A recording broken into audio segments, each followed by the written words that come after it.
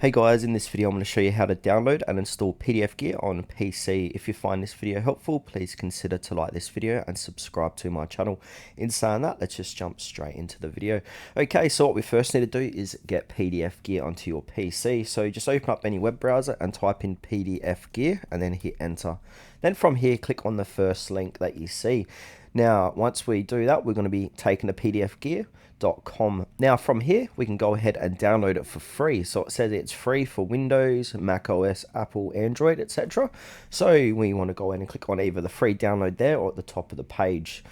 Now, once you click onto that, it should start downloading automatically. As you can see, I clicked on my download. Here it is here. So once it's finished downloading, we want to go ahead and run the installer or the setup. So it should only take a few seconds to download the program, 134 megabytes time of recording.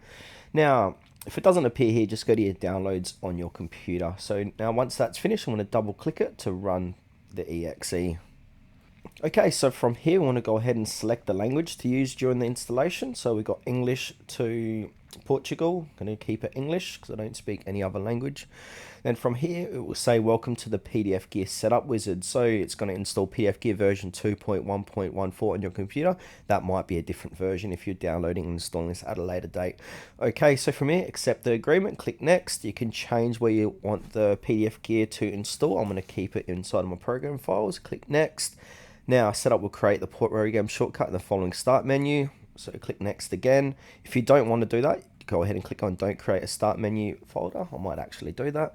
Then for me, click next and then additional shortcut. So it's going to create a desktop shortcut and create a quick launch shortcut.